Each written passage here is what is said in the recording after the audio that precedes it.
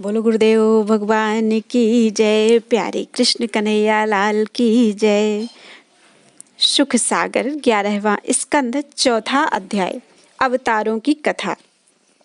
नारद मुनि ने कहा, हे वसुदेव, इतनी कथा सुनकर राजा जनक जी बोले, हे ऋषिराज, जिन दिनों में बालक था उन दिनों एक बार सनकादिक मेरे पिता के पास आए थे। जब मैंने हाथ जोड़कर उनसे पूछा कि हे महाराज, परमेश्वर की भक्ति व तपस्या किस तरह करनी चाहिए, तब उन्होंने कुछ उत्तर ना देकर हंस दिया और मुझे वह ज्ञान सुनने योग्य नहीं समझा। यह वचन राजा जनक का सुनकर उपवीरहोत्र नामक छठे योगीश्वरों ने कहा, हे राजन, तुम ज्ञान सुनने योग्य हो, पर उन दिनों अज्ञानी बालक थे, इसलिए सनत कुमार आदि ने तुमसे कुछ ज्ञान नहीं बतलाया। अब हम कहते हैं, सुनो।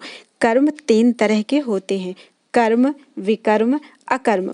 कर्म उसे कहना चाहिए कि ब्राह्मण, क्षत्रिय, वैश्य, शूद्र चारों वर्ण अपने अपने धर्म पर, जैसा उनके लिए वेद व शास्त्र में लिखा है, स्थिर रहें।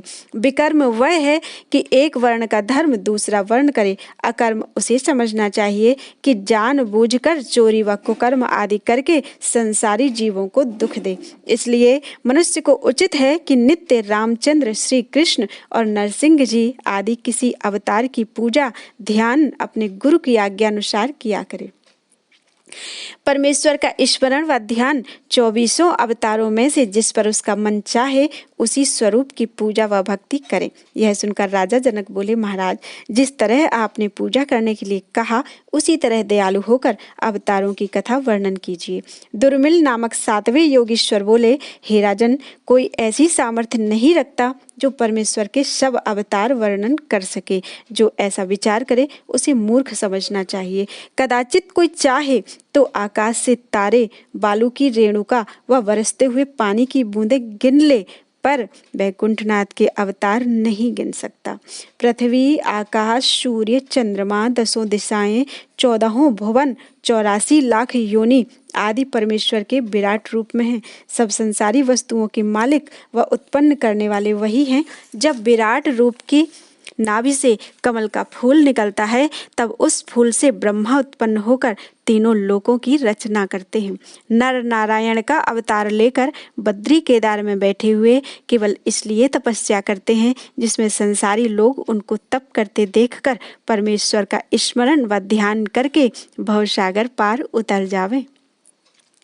जब इंद्र को त्रिभुवनपति की महिमा न जानने से यह भय हुआ कि मेरा इंद्रासन लेने के लिए ये तपस्या करते हैं, तब उसने उनका तप भंग करने की इच्छा से कामदेव, बसंत ऋतु, 10 अप्सराएं, मंद सुगंध शीतल वायु को वहां भेजा। जैसे ही वे सब नर नारायण की तपस्या करने के स्थान में पहुंचे, वैसे ही वसंत ऋतु ने एक बगीचा, उत्तम उत्तम फूल व फल लगा हुआ, सब सामग्री भोग विलास समेत वहां प्रकट कर दिया और मंद सुगंध शीतल हवा चलकर उस बाग में अप्सराएं नाचने लगी। कामदेव कोकिला रूप से वृक्ष पर बैठकर काम बढ़ाने वाली बोली बोलने लगा। तब नर नारायण ने, जिनका मुखारविंद सूर्य से अधिक चमकता था, जैसे ही आंख उठाकर उन लोगों की तरफ देखा, वैसे ही कामदेव आदि मारे डर के सूख गए और मन में कहने लगे कि ऐसा ना हो जो ये महापुरुष शाप देकर हमें भस्म कर दे। उनकी यह दशा देखकर त्रिभुवनपति अंतर्यामी ने हंसकर कामदेव आदि से कहा कि तुम लोग मत डरो, इसमें तुम्हारा कुछ अपराध नहीं है। इंद्र ने तुमको अपना राज्य छूटने के डर से यहाँ भेजा है, सो मैं इंद्रलोक की चाह नहीं रखता। यह वचन सुनते ही कामदेव व बसंत ऋतु आदि से नर नारायण के सामने हाथ जोड़कर विनय किया, हे वैकुंठनाथ, संसारी जीव कोई ऐसा नहीं है जो हमारे फंदे में ना आवे, पर हम लोग आपको जो आदि पुरुष का अवतार हैं कुछ धोखा नहीं दे सके। जब तुम्हारा भजन व स्मरण करने वाले अपने बल से हमारे सिर पर लात धर कर सीधे वैकुंठ को चले जाते हैं, तब आप पर किसका वश चल सकता है। संसार में बहुत से मनुष्य भूख प्यास और कामदेव को अपने वश रखकर संसारी सुख की चाह नहीं रखते, पर क्रोध ऐसा बलवान है कि उसके अधीन होकर वे लोग भी अपना शुभ कर्म व तपस्या का फल क्षण भर में खो देते हैं। आप में क्रोध का प्रवेश नहीं हो सकता। तुम्हारी भक्ति व प्रीति करने वाले भी काम व क्रोध के वश नहीं होते, इसलिए आपको हम लोग हजारों दंडवत करते हैं। यह वचन सुनते ही नर नारायण ने उसी समय अपनी माया से 1000 सुंदरी स्त्रियां, जिनके सामने रंभा आदि अप्सराएं कुछ वस्तु नहीं है, कोसों तक उनके अंग की सुगंध उड़ती थी प्रकट कर दिया। और वे सब लक्ष्मीपति की सेवा करने के लिए हाथ जोड़कर चारों तरफ खड़ी हो गई। उनका रूप देखते ही कामदेव आदि लज्जित होकर अपना अपना अभिमान भूल गए और उन स्त्रियों पर मोहित होकर आपस में कहने लगे कि हम लोगों ने ऐसी रूपवती स्त्रियां कभी इंद्रलोक में भी नहीं देखी। सब स्त्रियों को यह सुनकर त्रिभुवनपति ने कामदेव आदि से कहा कि तुम लोग इन सब स्त्रियों को इंद्रपुरी में ले जाओ।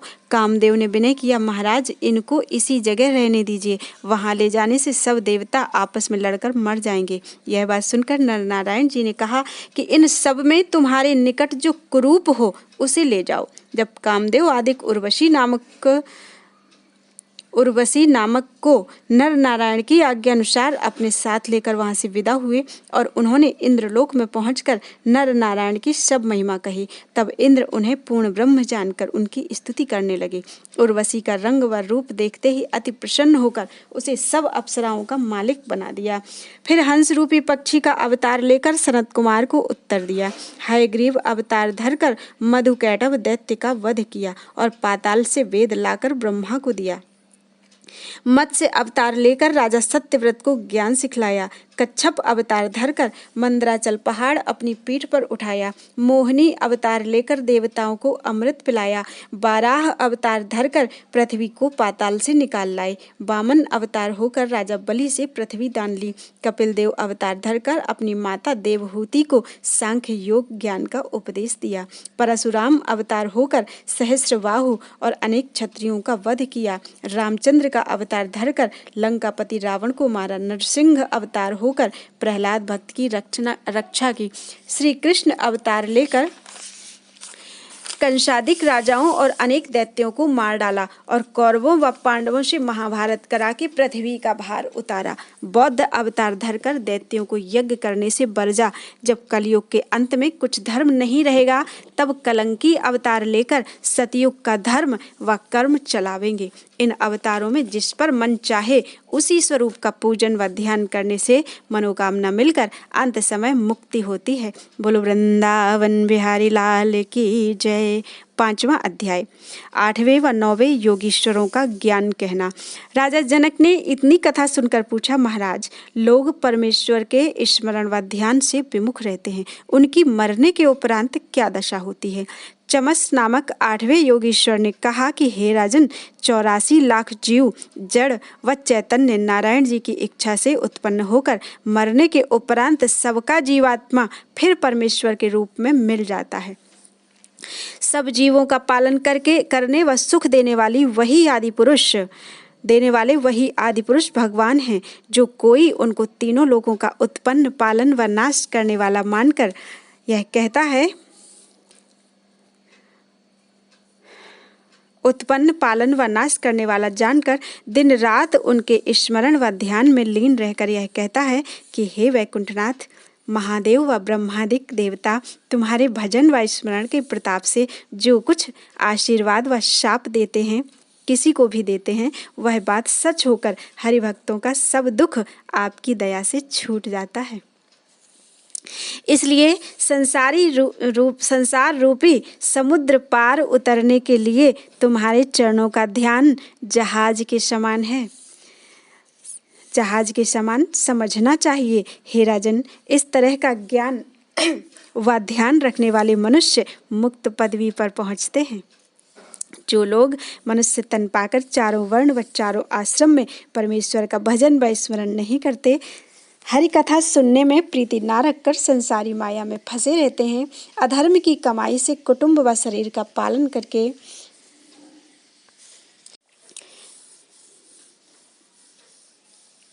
परमेश्वर का चमत्कार सब जीवों में बराबर नहीं समझते, बिना प्रयोजन दूसरों के साथ शत्रुता करते हैं, पर स्त्री व पर धन लेने की इच्छा रखकर जीव हिंसा करते हैं, उनका कभी कल्याण नहीं होता। वे मनुष्य बहुत दिनों तक नरक भोगने के उपरांत 84 लाख योनि में जन्म पाकर अनेक तरह का दुख पाते हैं। जो मनुष्य अपने उत्पन्न व पालन व नाश करने वाले को नहीं मानता उसे अधर्मी समझना चाहिए।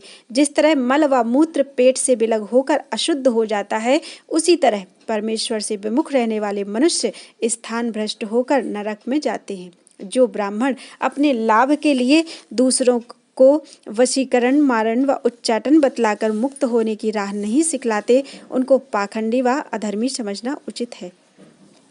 जो लोग संत महात्मा व हरिभक्तों को तुच्छ जानकर सब जीवों में परमेश्वर का रूप बराबर नहीं देखते और वेदानुसार राह ना चलकर केवल अपना स्वार्थ समझते हैं और धन पाकर धर्म नहीं करते, उन्हें अभागी व पापी समझना चाहिए। धर्म करने से ज्ञान प्राप्त होकर तृष्णा छूट जाती है, विरक्त होने से मुक्त पदवी पाते हैं। देखो, जब मरते समय अपना शरीर, स्त्री, पुत्र, सेवक आदि कोई भी रक्षा नहीं कर सकता, तब उनके प्रेम में फंसकर नष्ट होना वृथा है। जिस तरह मनुष्य अपना शरीर पुष्ट करने के लिए पशु पक्षी आदि मारकर खाता है, उसी तरह दूसरे जन्म में वह पशु पक्षी उसे मारकर अपना बदला लेते हैं। मदिरा पीने और साधु ब्राह्मण व परमेश्वर से विमुख रहने वालों को यमदूत वरजोरी नरक में डालकर बड़ा दुख देते हैं। इतनी कथा सुनकर राजा जनक ने पूछा, महाराज, सब युगों में आदि पुरुष भगवान का अवतार किस तरह हुआ था? करभाजन नामक नवे योगेश्वर ने कहा कि सतयुग में परमेश्वर का अवतार चतुर्भुजी और चंद्रमा के समान श्वेत हुआ था। सतयुग में सब मनुष्य धर्मात्मा, सच्चे और हरिभक्त थे। धर्म के चारों पैर बने रहकर अंत समय सबको बैकुंठ धाम मिलता था। त्रेता युग में परमेश्वर का अवतार अग्निरूपी लाल हुआ था और अपना भेष ब्रह्मचारी के समान रखते थे।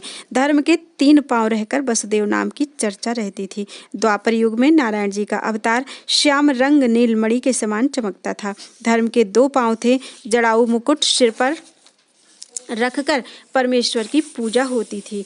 कलयुग में लक्ष्मीपति का अवतार श्याम रंग सूर्य के समान चमकता होगा।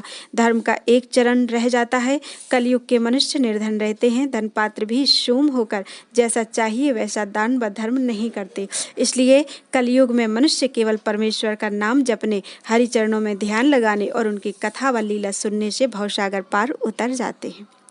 परमेश्वर की शरण में जाने वाले किसी देवता का डर ना रखकर देव ऋण, पितृ ऋण, ऋषि ऋण से उऋण हो जाते हैं। हरिभक्तों पर परमेश्वर की छाया रहने में कोई उनको कुछ दुख नहीं दे सकता। नारायण जी अपने भक्तों पर दयालु होकर उनको कुकर्म करने से बचाए रहते हैं। हे राजन, कलयुग में जो कोई नित्य यह श्लोक पढ़कर परमेश्वर की दंडवत करेगा, उसे नारायण जी वांछित फल देकर अंत समय उसका उद्धार करेंगे। उस श्लोक का अर्थ यह है, श्री नारायण महाराज, हे श्री नारायण महाराज जी, नारायण जी महाराज, मैं तुम्हारे कमल रूपी चरणों का ध्यान, जो फूल से भी अधिक कोमल है, हृदय में रखता हूँ। तुम्हारे चरण छोड़कर दूसरा कोई ध्यान करने योग्य नहीं है। जो कोई उन चरणों को स्मरण करता है वह भाग्यवान होता है। उसको किसी देवता, दैत्य, मनुष्य और पशु आदि का कुछ भय नहीं रहता। तुम्हारे चरणों का ध्यान करने के प्रताप से मेरा मन काम, क्रोध, लोभ, मोह में, जो कि अधर्म की जड़ है, नहीं फंसता। जिस समय तुम्हारे कमल रूपी चरणों का स्मरण व ध्यान करता हूँ, उस समय मेरे सब मनोरथ पूर्ण होकर कोई इच्छा नहीं रहती। गंगा, यमुना, नर्मदा, सरस्वती आदि सब तीर्थ आपके चरणों में रहते हैं।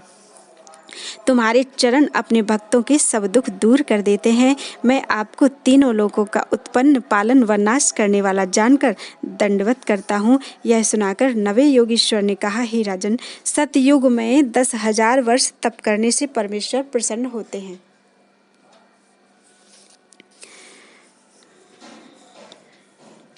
त्रेता में 1000 वर्ष तप करने से मनुष्य फल पाता था। द्वापर में 100 वर्ष पूजा व ध्यान करने से मनुष्य का मनोरथ पूर्ण होता था। कलयुग में यदि एक दिन रात मनुष्य परमेश्वर को सच्चे मन से एकाग्र चित्त होकर स्मरण व ध्यान करे तो नारायण जी प्रसन्न होकर उसकी इच्छा पूर्ण कर देते हैं। इसलिए तप व जप करने वाले योगियों और मुनियों की इच्छा यह रहती है कि एक बेर हमारा जन्म भी कलयुग में भरतखंड में होता तो थोड़ा परिश्रम करने में परमेश्वर का दर्शन पाते।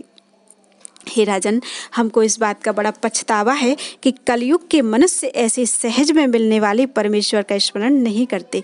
बैकुंठनाथ ने गीता में अपने मुखार बिंद से कहा है कि जो कोई अपने को मनसा वाचा कर्मणा मुझे सौंप दे, उसको संसार में किसी तरह का दुख व भय नहीं होता। इतनी कथा सुनाकर नारद मुनि ने कहा, हे वसुदेव, जब योगीश्वरों ने यह सब ज्ञान राजा जनक से कहा, तब राजा ने विधि पूर्वक उन योगीश्वरों की पूजा व परिक्रमा करके विदा किया और अपने मन से राज्य, परिवार और धन की प्रीति छोड़कर उसी ज्ञान के प्रताप से सदेह बैकुंठ में गया। तुम भी इसी ज्ञान पर विश्वास रखकर हरि चरणों का ध्यान करो, तुम्हारी मुक्ति हो जाएगी। हे वसुदेव, जब बैकुंठनाथ ने तुम्हारे घर पुत्र होकर अवतार लिया और तुम अपने प्राण से अधिक उनको चाहते हो, तो तुम्हारे भवसागर पार उतरने में क्या संदेह है। पर उनको अपना बेटा जानना छोड़कर आदि पुरुष भगवान समझो। उन्होंने केवल पृथ्वी का भार उतारने और हरि भक्तों को सुख देने के लिए संसार में अवतार लिया है। मैं उन्हीं का दर्शन करने के लिए सदा यहाँ आता हूँ। जब यह ज्ञान नारद मुनि से सुनकर वसुदेव व देवकी को विश्वास हुआ कि श्री कृष्ण जी परब्रह्म परमेश्वर का अवतार हैं, तब दोनों मनुष्य उनके चरणों पर गिर पड़े और पुत्र भाव छोड़कर परमेश्वर के समान उनको समझने लगे। नारद मुनि बैकुंठनाथ से विदा होकर ब्रह्मलोक को चले गए। सुखदेव जी बोले, हे परीक्षित, जो कोई इस अध्याय को विधि पूर्वक कहे व सुनेगा, वह सब पापों से छूटकर मुक्त पदवी पर पहुंचेगा। बोलो वृंदावन बिहारी लाल की जय। बोलो वृंदावन बिहारी लाल की जय। छठा अध्याय, ब्रह्मादिक देवताओं का श्री कृष्ण जी के पास जाना। सुखदेव जी ने कहा, हे परीक्षित, नारद मुनि के जाने के उपरांत एक दिन श्री कृष्ण जी सुधर्मा सभा में बैठे थे। उस समय ब्रह्मा, महादेव, इंद्र, कुबेर, वरुण, दक्ष प्रजापति आदि देवता व ऋषीश्वर श्याम सुंदर सगुण रूप का दर्शन करने के लिए आकाश मार्ग से द्वारिका में आए और नंदन बन के फूल उन पर बरसाए। दंडवत करके हाथ जोड़कर श्री कृष्ण जी से विनय किया, हे महाप्रभु, जिन चरणों का ध्यान बड़े बड़े योगी व ऋषीश्वर आठों पहर अपने हृदय में रखकर मुक्त पदवी पाते हैं, उन्हीं तीर्थ रूपी चरणों का दर्शन करने के लिए हम लोग आकर भवसागर पार उतरना चाहते हैं। हे निर्गुण निराकार, आप सब जगत के उत्पन्न व पालन व नाश करने वाले हैं। संसारी लोग यज्ञ, तप, ध्यान और तीर्थ करने पर भी हरि चरणों की भक्ति किए बिना संसार व परलोक का सुख नहीं पाते। जब तक तुम्हारी दया से पूर्व जन्म का पुण्य सहाय नहीं होता, तब तक तुम्हारे चरणों में प्रीति ना होकर हरि कथा में चित्त नहीं लगता। हम लोगों के विनय करने से आपने मृत्यु लोक में सगुण अवतार लेकर पृथ्वी का भार उतारा।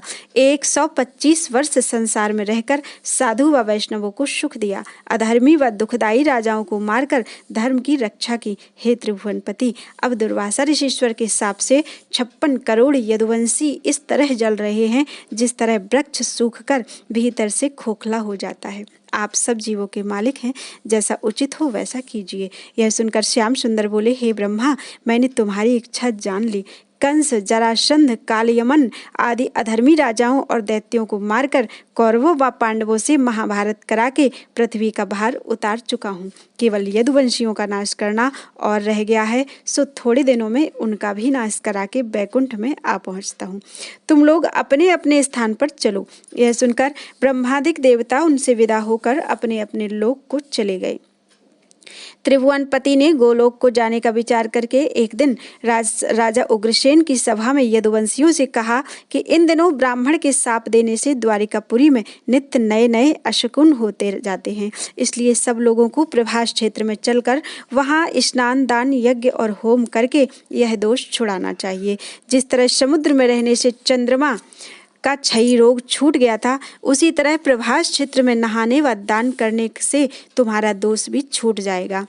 जब राजा उग्रसेन आदि सब यदुवंशी श्याम सुंदर की आज्ञा अनुसार प्रभास क्षेत्र में जाने की तैयारी करने लगे, तब तब उद्धव भक्त ने, जो लड़कपन से उनका मित्र व सेवक था, दंडवत व परिक्रमा करने के उपरांत आंखों में आंसू भरकर त्रिभुवनपति से विनय किया, हे महाप्रभु, यदुवंशियों को प्रभास क्षेत्र में ले जाने से मैं जानता हूँ कि आप उनका वहां नाश करके बैकुंठ को पधारेंगे। नहीं तो तुम्हारे तीर्थ रूपी चरणों का ध्यान करने से हजारों शाप छूट जाते हैं, उनको वहां भेजने का क्या प्रयोजन है। जिस तरह बालापन से मैं आज तक तुम्हारी सेवा में रहा, उसी तरह मुझे अपने चरणों से विलग ना करके साथ ले चलो और ऐसा वरदान दो कि जिस किसी योनि में मेरा जन्म हो, तुम्हारे कमल रूपी चरणों की भक्ति व प्रीति मेरे हृदय में बनी रहे।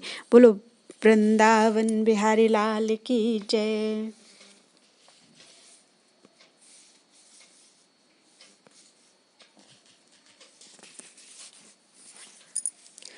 7वां अध्याय। श्याम सुंदर का उद्धव से ज्ञान कहना। सुखदेव जी ने कहा, हे राजन, जब उद्धव ने श्याम सुंदर के साथ चलने के लिए बहुत विनती की, तब जगतपाल ने उसे अपना भक्त व मित्र जानकर कहा, हे उद्धव, सच है, यदुवंशी लोग दुर्वासा ऋषिश्वर के शाप से जल रहे हैं। आज के 7वें दिन सब यदुवंशियों का नाश होकर द्वारिका समुद्र में डूब जाएगी। ब्रह्मादिक देवता मुझे बुलाने आए थे, इसलिए मैं भी योगाभ्यास के साथ अपना तन त्याग कर बैकुंठ को चला जाऊंगा। तुमको भी उचित है कि पहले से विरक्त होकर मेरे चरणों में ध्यान लगाओ। मैंने दुर्वासा के शाप से तुम्हें छुड़ा दिया। हे उद्धव, मेरे जाने के उपरांत संसार से धर्म उठ जाएगा। यह वचन सुनते ही उद्धव रोकर बोले, हे त्रिभुवनपति, मैंने बिना ज्ञान पाए संसारी मोह छोड़ दिया तो विरक्त होने से क्या लाभ होगा। इसलिए दयालु होकर ऐसा ज्ञान उपदेश कीजिए जो मरते समय तक ना भूले। यह सुनकर द्वारिकानाथ ने कहा, हे उद्धव, संसार में जो तुम देखते व सुनते हो सबको झूठा व्यवहार समझकर अपना मन हमारे चरणों में लगाओ। जब तुम नाश होने वाली संसारी वस्तुओं से प्रेम तोड़कर मेरे अविनाशी रूप का ध्यान सच्चे मन से करोगे, तब तुम्हें मेरी माया नहीं व्यापेगी और तुम मुझे 8 पहर अपने पास देखोगे।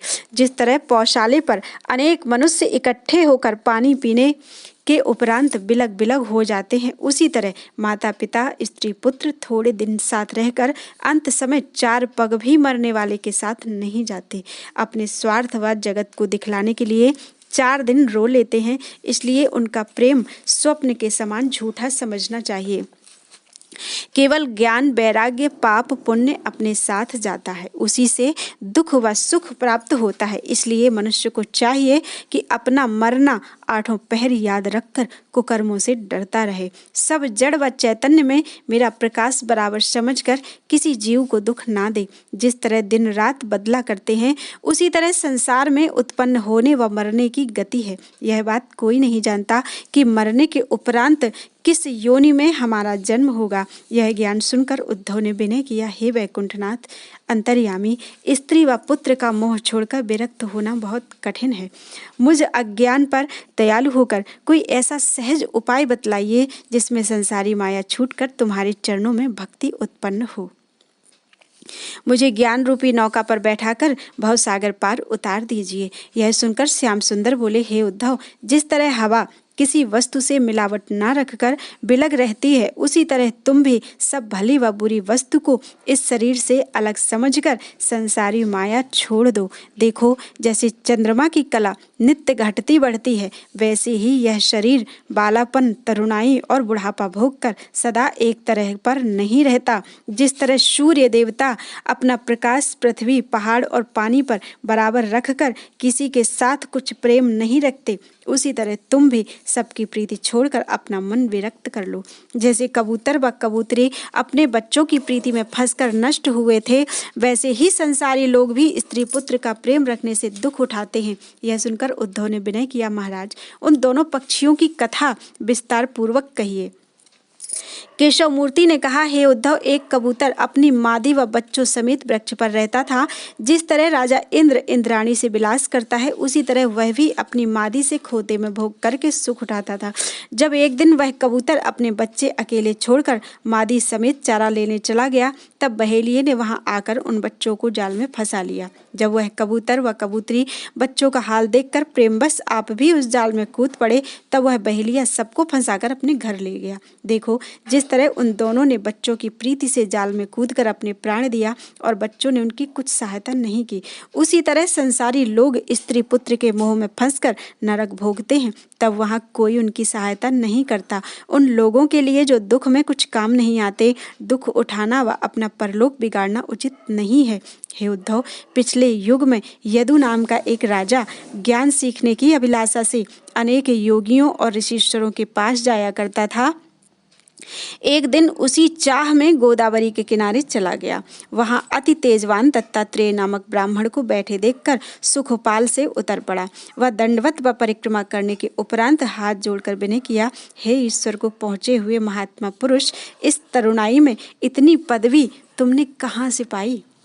तुम्हारा तेज देखने से मालूम होता है कि आप बड़े ज्ञानी होकर अपने गुण को छिपाए हैं। संसार में रहने पर भी कुछ वस्तु अपने पास न रखकर इस तरह संसार से विरक्त दिखलाई देते हैं, जिस तरह कमल का फूल पानी में उत्पन्न होकर जल से विलग रहता है। संसारी मनुष्य को देखता हूँ कि काम, क्रोध, लोभ, मोह की अग्नि में जलकर एक क्षण सुख से नहीं रहते।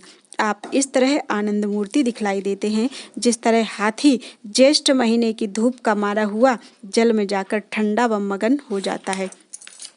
इसलिए तुमसे विनय करता हूँ कि जो कुछ ज्ञान परमेश्वर की महिमा आपको मालूम हो सो दयालु होकर मुझे बतलाइए। यह वचन सुनते ही दत्तात्रेय ने उसकी ओर देखकर और हंसकर कहा, हे राजन, मैंने 24 गुरु अपने समझकर कुछ ज्ञान उनसे सीखा है, वह कहता हूँ सुनो। 25वां गुरु मेरा यह शरीर है। जब मैंने अपने शरीर को विचार कर देखा तब मालूम हुआ कि इस तन में मलमूत्र,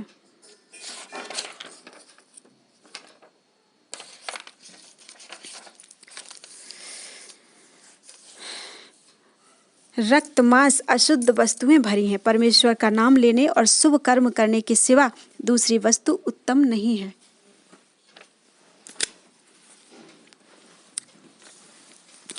संसारी माया में फंसकर क्यों अपना जन्म वृथा बिताऊं? जब यह समझकर परमेश्वर का भजन व स्मरण करने के लिए अकेला अपने घर से बाहर निकला और बौराहों के समान चारों ओर फिरने लगा, तब लड़कों ने मुझे बौराहा समझकर पीछे पीछे फिरना, पत्थर मारना और गाली देना आरंभ किया। जिसने मुझे गायत्री मंत्र का उपदेश किया था, उन 24 गुरुओं से बिलक समझना चाहिए। पहला गुरु मेरा पृथ्वी है, उससे मैंने 3 बातें सीखी हैं।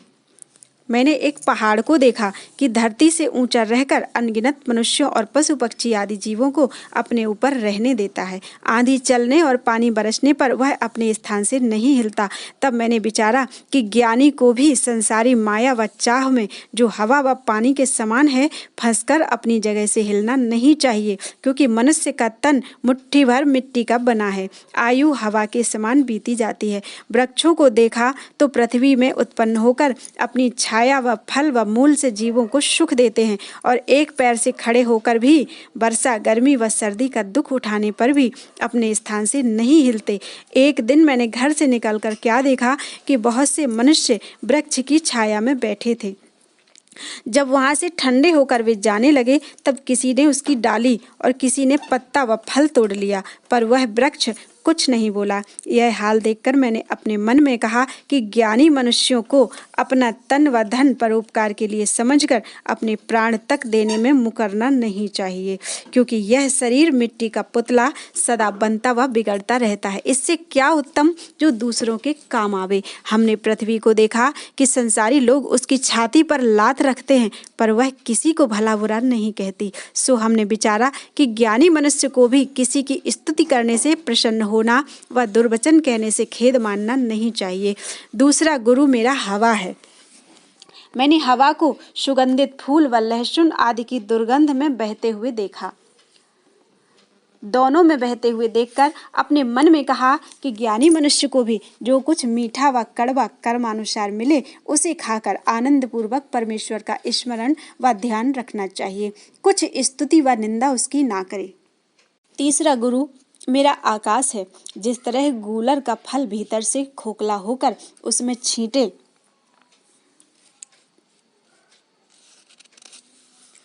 उसमें छोटे छोटे मच्छर भरे रहते हैं, उसी तरह पृथ्वी व आकाश गोल होकर उसके भीतर सब जीव जड़ व चैतन्य वास करते हैं। सो हमने इस ब्रह्मांड में क्या देखा कि सूर्य का प्रकाश चांदी, सोना और मिट्टी के भरे हुए बर्तन में बराबर पड़ता है। उसको किसी से मिलावट व आश्रय नहीं रहता। बर्तन तोड़ने व पानी गिराने से वह प्रकाश फिर सूर्य में मिल जाता है। बर्तनों में छाया पड़ने से उनका तेज घट नहीं जाता। यह हाल देखकर हमने जाना कि परमात्मा पुरुष को, जिनकी शक्ति 84 लाख योनियों में रहती है, आकाश के प्रमाण समझना चाहिए। जीवों के मरने में उनकी कुछ हानि नहीं होती। वे अपने तेज से एक जगह प्रकाशित रहते हैं। उनकी शक्ति सब जीवों में रहने से उनका तेज कम नहीं हो जाता। चौथा, मेरा गुरु पानी मोती के समान उज्जवल है। किसी जगह जो मैला दिखाई देता है वह मिट्टी व राख आदि मिलने के कारण समझना चाहिए, नहीं तो वह उज्जवल व पवित्र होकर सब जगत को शुद्ध कर देता है। उसे देखकर हमने समझा कि ज्ञानी को भी पानी के समान शुद्ध रहकर अपने पास बैठने वालों को ज्ञान उपदेश करके पवित्र कर देना चाहिए, जिसमें सब छोटे बड़े उसको अच्छा कहें।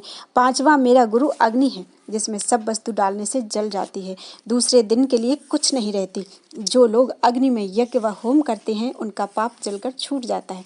उसी तरह ज्ञानी को भी चाहिए कि जो कुछ उसको मिले उसी दिन सब खर्च कर डाले, दूसरे दिन के लिए कुछ ना रखे। जो कोई उसे खिला दे वह खाकर अपने आशीर्वाद से खिलाने वाले के पाप छुड़ा दे। छठा, मेरा गुरु चंद्रमा है। जिस तरह चंद्रमा सदा एक रूप रहकर सूर्य के समीप व दूर होने से उसका तेज घटता व बढ़ता है, उसी तरह संसार में जन्म लेना व मरना वह परमात्मा पुरुष, जिसका प्रकाश 84 लाख योनि में रहता है, सबसे बिलग व सदा एक रस रहता है। इसलिए हमने अपना गुरु परमात्मा को भी समझा। सातवां गुरु सूर्य को मानकर उनसे 2 वस्तुएं मैंने पाई। एक तो जिस तरह 8 महीने तक सूर्य देवता समुद्र व नदी आदि का पानी सुखाकर 4 महीने वर्षा ऋतु में वह पानी बरसा देते हैं, उसी तरह ज्ञानी को चाहिए कि जो कुछ मिले तो उस पर तृष्णा ना रखकर किसी को दे डाले।